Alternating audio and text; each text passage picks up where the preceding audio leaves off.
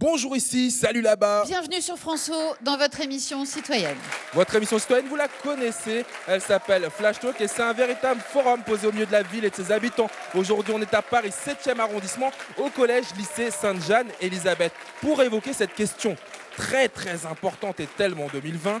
L'égalité entre les filles et les garçons, l'égalité entre les hommes et les femmes, est-ce que ça s'améliore, Sonia? Et aujourd'hui, on a eu envie de faire un petit peu le bilan à l'occasion de la Journée mondiale des droits des femmes et en profiter pour se demander, tiens, pourquoi pas, est-ce que le féminisme a gagné à l'école? Est-ce que l'école s'empare de cette question? Qu'en pensent les jeunes? Flash Talk, c'est votre émission, c'est vous qui faites le débat. Vous faites le débat autour de ce tapis, mais aussi sur nos réseaux sociaux, @FlashTalkOff sur Instagram ou alors avec le hashtag FlashTalk sur Twitter. Regardez qui est là. Bah oui, il est là, c'est notre plus grand cartooniste féministe de l'histoire. C'est Mickaïa que vous découvrez à l'écran et j'irai le voir d'ici la fin de ce Flash Talk. Sonia, tu le sais également, et vous aussi qui nous regardez, vous en avez l'habitude maintenant. Flash Talk, c'est la seule, c'est l'unique émission intégralement filmée au smartphone. On a cherché, on n'a pas trouvé. Qui a envie de filmer l'émission aujourd'hui? Dites-moi, mademoiselle. Voilà pour vous. Et puis ici aussi, bienvenue dans l'équipe. Alors, je voudrais qu'on commence l'émission par un petit vote à main levée. On aime bien faire ça de temps en temps. Je ne connais pas la question encore, mais j'ai voté. Mais j'espère bien que tu vas lever le doigt. Qui, ici, se considère féministe? Levez la main. Levez la main. Je rappelle qu'on a le droit d'être un garçon et d'être féministe. Ah oui, quand même, ça fait du monde. Hein. Mais est-ce que, on peut aussi se poser la question, Sonia? Est-ce que c'est grave? Est-ce que c'est grave de ne pas lever la main? Je sais pas. On va poser la question. On va aller voir. On va déjà voir pourquoi il lève pas la main. Ce monsieur ici, Sonia. Ah, alors toi, tu lèves la main pour dire que tu es féministe? Enfin, je sais pas ce que vous voulez vraiment dire par féministe, mais enfin, je soutiens l'idée d'avoir une équité entre les hommes et les femmes. Pour toi, le féminisme, c'est quoi? C'est de lutter contre les inégalités et de soutenir une idée. Voilà. Tu comprends pourquoi ils n'ont pas levé la main, là, derrière toi? On va leur poser la question. Qui n'a pas levé la main? Qui se cache? Il se cache. Bonjour, comment tu t'appelles? Thibaut. Thibaut, pourquoi tu n'as pas levé la main? Parce que je savais pas exactement ce que ça voulait dire féministe. Ah, c'est bien. C'est courageux de ta part, Thibaut, de le reconnaître. J'espère que dans une demi-heure, tu en sauras bien plus sur le sujet. Ah bah, posons la question autour de ce tapis. Est-ce qu'il y a un ou une élève de seconde qui serait capable de me pitcher le féminisme en quelques mots? C'est quoi ton prénom? Yanis. Ça va, Yanis? Ça va et vous? Féminisme, alors? Alors sur internet, il y a marqué c'est ceux qui sont pour l'égalité homme-femme. Du coup je suis pour, sauf qu'aujourd'hui, hors la définition officielle, c'est plutôt quelque chose d'écrit comme extrémiste, je suis contre ça. Mais du coup je suis juste... Là, t'as l'air partagé du coup, toi. Ah, non, Tu non, sais où non. tu en es ou pas? Ouais, je suis pour l'égalité homme-femme. Mais je vais pas aller manifester ou je sais pas quoi. Avec les femmes de mon entourage, je vais être juste et égal, c'est tout. Pourquoi tu dis extrémiste? C'est comme ça que ça nous est montré. C'est pas forcément vrai, mais c'est comme ça que les gens décrivent le féminisme. Ah bah on peut poser la question ici. Hein. Ici, mademoiselle, c'est quoi ton prénom? Héloïse. Ça va, Héloïse? Oui. Bon, est-ce que tu es d'accord avec cette définition? Oui, la définition de féministe, c'est du coup quelqu'un qui supporte l'égalité homme-femme. Après, souvent, à cause du mot féministe, du coup, il y a féminin dedans, les gens ont tendance à penser que ça supporte plus une supériorité de la femme, alors que c'est faux, en fait. J'ai l'impression qu'on commence fort cette émission, hein. Tout de suite sur des questions sémantiques importantes. Alors on va s'éclairer à la lanterne de Céline Pic, porte-parole d'Oser le féminisme. Vous nous proposez une petite définition, Céline? Alors oui, féminisme, c'est vraiment un mouvement pour l'égalité entre les femmes et les hommes. Et les attaques d'extrémisme, moi, me font toujours rire, parce que le féminisme est le mouvement d'émancipation le plus pacifique qui soit. Les féministes n'ont jamais tué personne, n'ont jamais exercé de violence contre qui que ce soit. Et une féministe célèbre a dit: le machisme tue tous les jours, le féminisme n'a jamais tué personne. Pourquoi on a cette image, ce qui revient quand même régulièrement, qui présente les féministes Peut-être le terme est souvent attaqué parce que notre combat dérange. Et ça perturbe un certain nombre d'habitudes dans la société qui font valoir que justement le masculin est au-dessus du féminin. Donc on appelle ça le féminisme pour juste remonter les femmes au niveau des hommes. Je voudrais me tourner vers les jeunes qui étaient là tout à l'heure. Alors maintenant que vous avez des définitions du féminisme, est-ce que vous levez la main ou pas? Vous êtes féministe ou pas? Oui, plutôt. Le seul problème, c'est que c'est plutôt un idéal et qu'on sait tous que ce ne sera pas réalisable. Le mot égalité, c'est pas atteignable. C'est ça le problème. Mais sinon, oui. On n'arrivera jamais à la vraie égalité entre les hommes et les femmes? Tu n'y crois pas? Non, il n'y aura jamais d'égalité parfaite.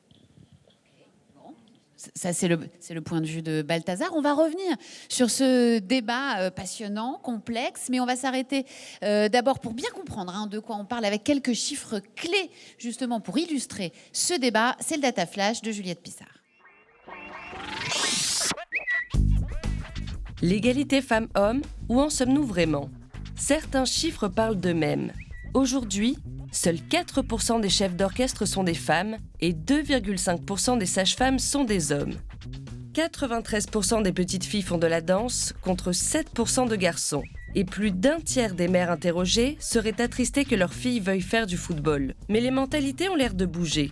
Aujourd'hui, 35% des 9-10 ans qui ont un intérêt pour la technologie sont des filles. À la fameuse question « Que veux-tu faire plus tard ?», les garçons choisissent sportifs professionnels et les filles médecins. Les jeunes sont en effet de plus en plus sensibles à la cause féministe. 77% des filles âgées de 15 à 24 ans se considèrent féministes, contre 43% des garçons de la même tranche d'âge. Quant à leurs aînés, ils ne sont pas en reste. Aujourd'hui, en 2019, plus de la moitié des Français ont déclaré que le féminisme était une cause qui leur tenait à cœur. Un chiffre en constante augmentation depuis 2014. Alors, égalité femmes-hommes, c'est presque gagné ?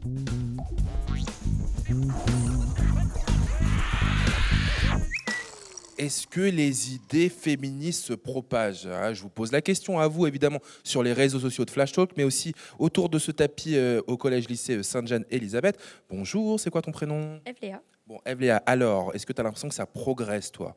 J'ai l'impression que, honnêtement, ça progresse dans le sens où le féminisme est beaucoup plus médiatisé qu'avant. Alors justement, toi, tu es lycéenne. Ici, en classe de seconde, est-ce que l'égalité homme-femme, l'égalité filles-garçons, c'est plus un débat ? Honnêtement, ça dépend. Il y a beaucoup d'avis qui sont mélangés. Je pose la question ici de ce côté à ce jeune homme. C'est quoi ton prénom ? Constantin. Est-ce que l'égalité homme-femme, filles-garçons, ça y est, c'est passé, on n'a même plus besoin d'en débattre. C'est acquis. Est-ce que le plus souvent, comme on a pu le remarquer dans l'histoire des élections, c'est pas souvent 2 hommes qui sont élus ? Si. Mais alors, qu'est-ce qu'on peut faire ? Mais on vote pas pour un candidat politique pour son genre. On vote pour ses idées.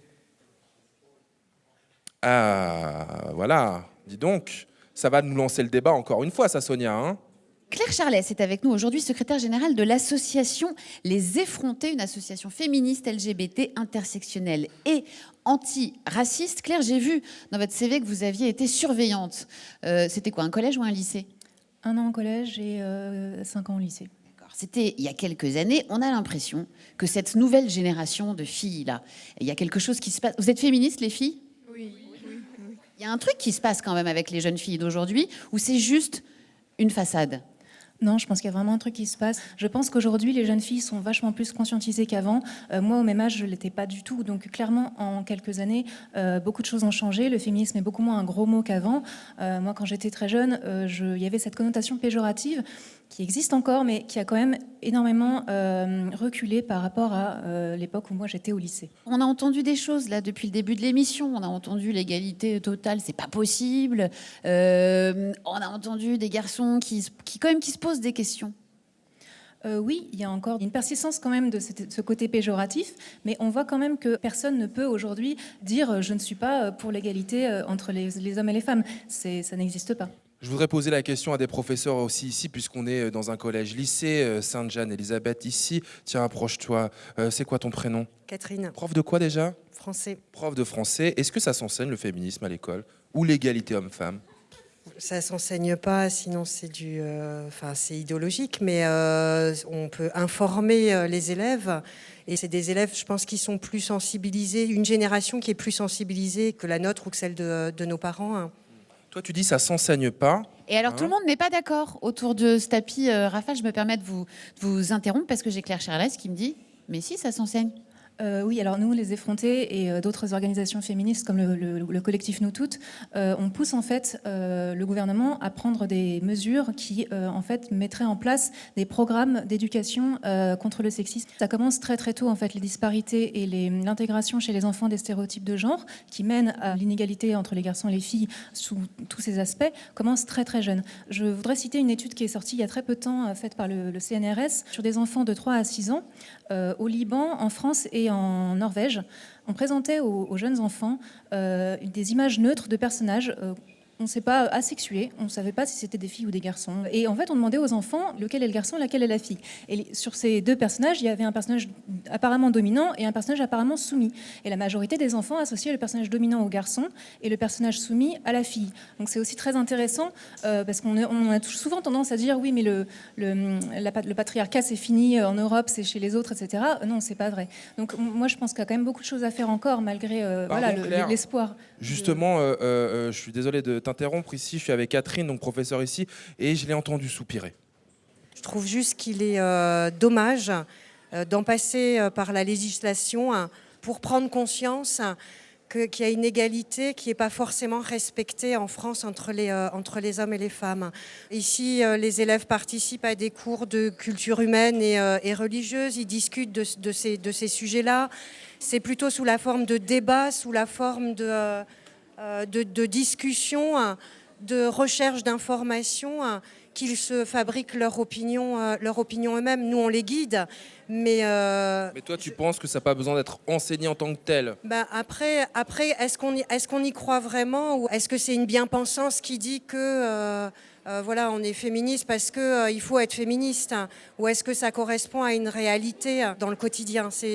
Voilà, c'est ça qui me questionne. Une des élèves, Eve-Léa, qu'on a déjà entendu tout à l'heure, qui hoche la tête, qui opine du chef. Pourquoi? Moi, je suis d'accord que le féminisme, ça ne devrait pas s'enseigner. Il me semble qu'il y a une loi, par exemple, qui dit que 50% des films au Festival de Cannes doivent être par des réalisatrices femmes. Donc, on ne devrait pas avoir à en passer par là. C'est pas une bonne chose. Si on en arrive là, c'est qu'on n'a pas le choix, non? Oui, mais ce qui est triste, c'est qu'on n'ait plus le choix, alors qu'on est quand même au 21e siècle et qu'on est censé avoir beaucoup évolué, et de voir qu'on en est encore là, c'est triste. Alors, ça réagit beaucoup.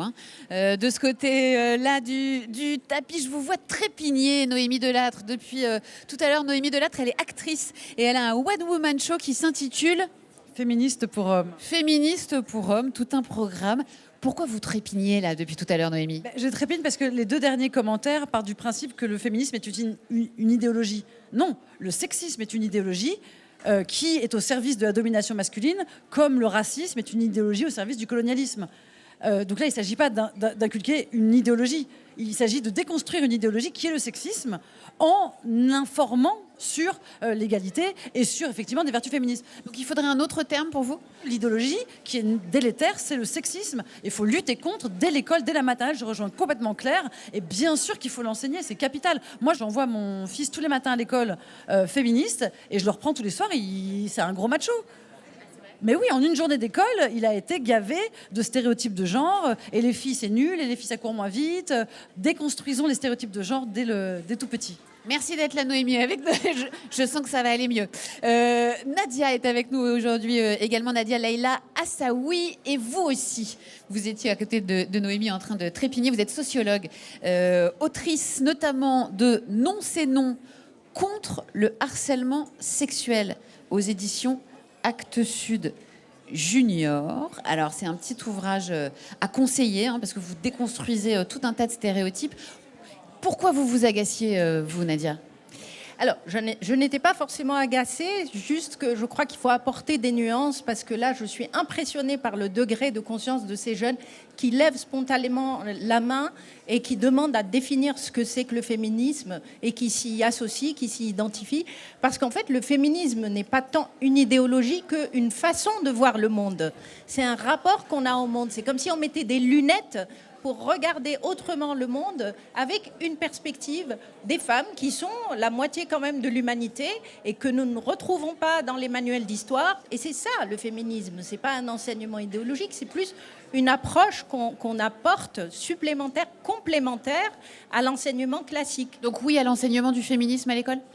Oui, à une approche féministe de l'enseignement, je dirais. C'est une façon de regarder en se mettant des lunettes. Pas mal de choses se passent sur les réseaux sociaux de Flash Talk. Il y a par exemple Gourmiche qui nous dit franchement, oui, c'est pas parfait, mais il y a encore du travail pour l'égalité, comme dans beaucoup de domaines d'ailleurs. Mais stop pleurer, dénigrer chaque avancée, si petite soit-elle, si l'on doit attendre une loi parfaite pour tous, pour la voter, on risque pas d'aller loin. Ou encore Finot qui nous dit « Tout le monde devrait être féministe. Le mot ne devrait même pas exister. Hommes et femmes debout contre les inégalités. » Je suis monté au balcon et je m'incruste un peu ici. Ça va les filles? On n'est pas à la cafette aujourd'hui? On n'est pas en permanence? Ok, vous êtes en flash talk et vous avez raison. Féminisme, est-ce que vous en avez pas un peu assez? Vous n'avez pas marre qu'on parle de féminisme? C'est quoi ton prénom? Paul. Paul, on a un bonhomme qui est là. Paul, il est avec nous, il est en seconde. Paul, est-ce que t'as pas peur que les filles, les femmes prennent le pouvoir?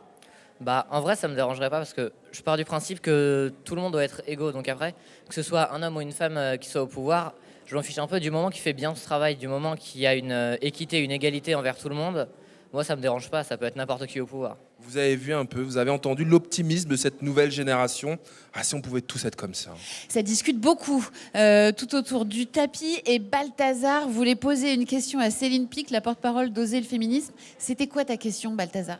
Alors je demandais pourquoi est-ce qu'on parlait d'égalité homme-femme alors qu'ici en tant qu'invité on n'a que des femmes. C'est étrange. C'est une bonne question, étrange. Pourquoi il n'y a que des femmes? C'est vrai, autour du tapis, on a cherché des hommes. C'est beaucoup plus difficile à trouver dans les associations féministes. Comment vous l'expliquez? Qu'est-ce que vous répondez à Balthazar, Céline Pic? Alors c'est très simple en fait. Autour, les expertes qui sont là, c'est des expertes en féminisme. Et effectivement, dans les associations féministes, il y a une écrasante majorité de femmes. Et les garçons se sentent moins concernés par la question et franchissent difficilement la porte des associations féministes pour s'engager comme nous le faisons. Donc, et puis aussi, c'est notre lutte. Il y a un slogan dans le féminisme, c'est ne me libère pas, je m'en charge. Et c'est ça aussi l'émancipation. Ça te va comme réponse? Non, pas tellement. Ça te va pas comme réponse? Ben non, parce qu'on dit qu'on est que les hommes sont moins concernés que les femmes, mais c'est pas du tout vrai, parce que dans ma famille, j'ai des femmes. Elle a dit je t'aime là-bas. Regarde, C'est Noémie Delattre qui est totalement d'accord avec vous. Elle veut l'adopter, elle veut l'adopter. Si tu as ni mère ni sœur, tu pourrais être un macho sans problème ou pas?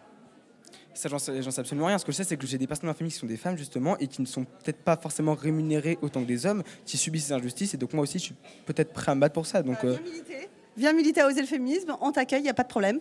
Mais Alors, effectivement, dans la réalité des faits, ce sont les femmes qui viennent militer dans les associations féministes dans une écrasante majorité. Alors justement, Balthazar, pour répondre à mon Batou, qui est juste ici, il disait où sont les hommes? Ils ne sont pas à côté de moi, mais par contre la particularité des filles à qui je vais donner la parole, qui font partie de l'association LOBA, c'est que cette association qui lutte pour l'égalité, et notamment pour le féminisme, a été créée par des hommes. Par deux hommes notamment. On peut leur rendre hommage. Comment s'appellent-ils? Boléwa Sabouin et William Jaboum.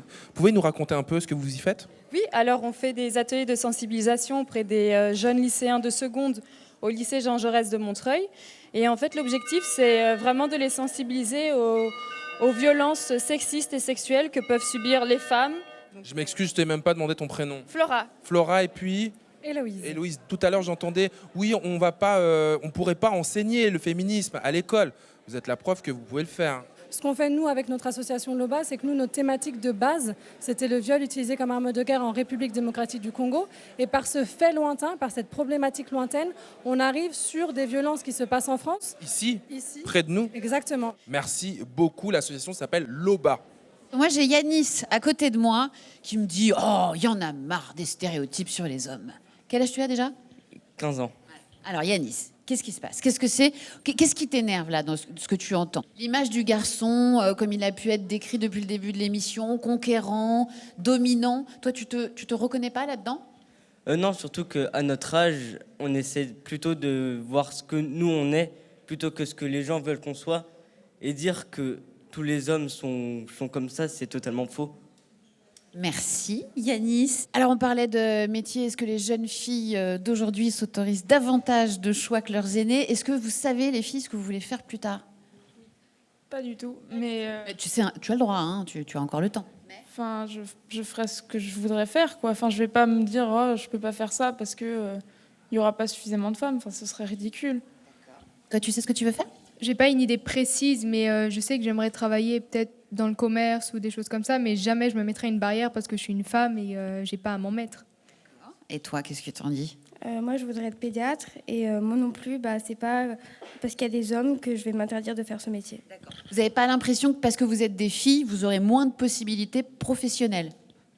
Je pense que là-dessus, ce ne sera pas en fonction de si on est une femme ou un homme, c'est en fonction des capacités qu'on va montrer. Si on est capable de faire aussi bien que les garçons, pourquoi est-ce qu'on pourrait moins le faire que eux? Au contraire, si on est plus forte dans ce domaine-là, on devrait être favorisé et privilégié pour le faire. Devrait.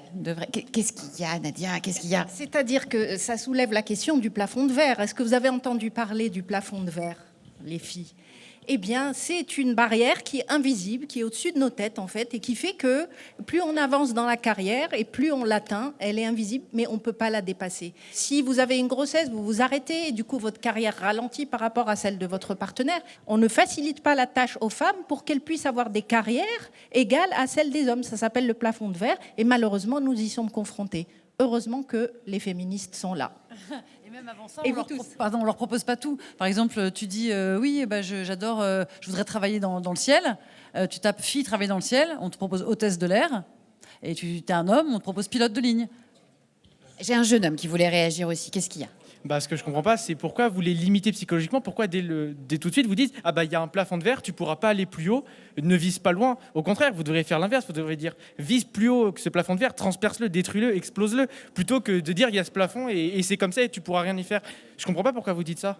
Oui, je suis d'accord, le plafond de verre, il faut l'exploser. Tout le travail qu'on fait, justement, c'est d'encourager les femmes à exploser ce plafond de verre. Bien sûr, bien entendu. Et ça se fait justement en demandant des aménagements qui les aident, qui les soutiennent, des soutiens à côté pour leur faciliter l'accès à la carrière aussi bien que les hommes. Oui.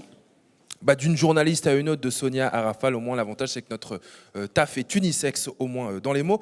Douardino nous dit justement sur les réseaux sociaux de Flash Talk, en fait le féminisme c'est du sexisme, sinon ça s'appellerait de l'égalitarisme. Finalement les féministes veulent être des hommes comme les autres. On a encore Moatip qui dit ça s'appelle droit des femmes, parce qu'en l'état c'est aux femmes qu'il faut donner plus de droits pour rééquilibrer la balance. C'est comme on dit féminisme et pas égalitarisme, parce que l'objectif n'est même pas autre que de donner aux femmes les mêmes droits. On est dans la régie de Flash Talk installé ici au collège lycée Sainte-Jeanne-Élisabeth, et je viens voir le plus grand féministe d'entre nous, celui qui n'a pas de genre pour ses feutres, c'est Mikaya. Comment ça, Mikaya?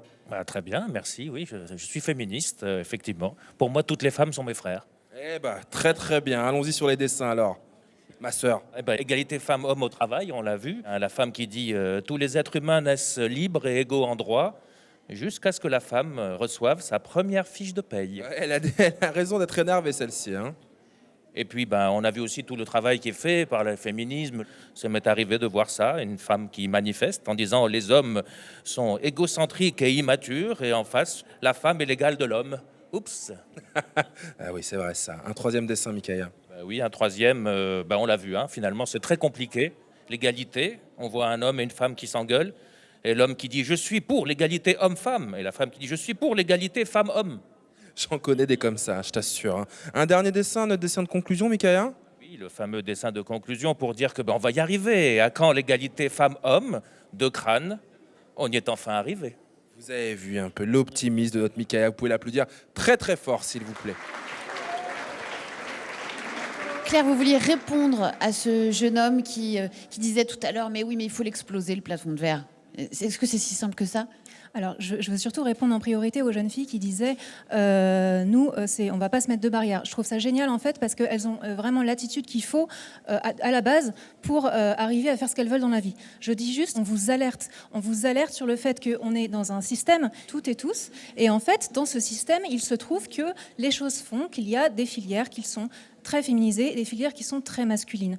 On espère que ça change de plus en plus, mais il faut bien se rendre compte qu'on est toutes et tous plus ou moins conditionnés, je dis bien plus ou moins, on garde notre libre arbitre, mais conditionnés par un système qui est toujours discriminant. Je vais donner quelques chiffres. Je tiens à rappeler que l'écart des salaires entre les femmes et les hommes, aujourd'hui, l'écart global, il est de 25%.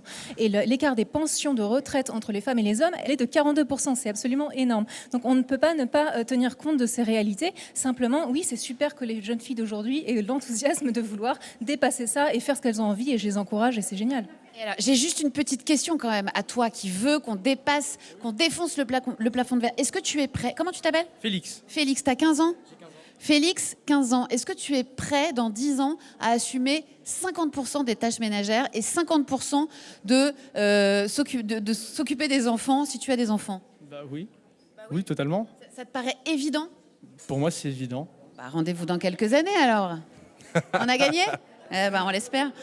C'est déjà la fin de cette émission, mais autour de ce tapis, elle continue évidemment sur les réseaux sociaux avec le hashtag FlashTalk. Il y a par exemple Fleur qui nous dit « Être féministe ne signifie pas être seulement en faveur des femmes, mais pour l'égalité homme-femme. Les femmes ont la même intelligence, les mêmes capacités que les hommes. » Merci beaucoup.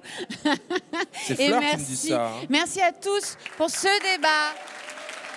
Merci au collège-lycée Jeanne-Élisabeth, Sainte-Jeanne-Élisabeth de nous avoir accueillis aujourd'hui. Et nous, on se retrouve évidemment très vite pour un numéro de Flash Talk. Ce sera sur France O. Salut. Salut.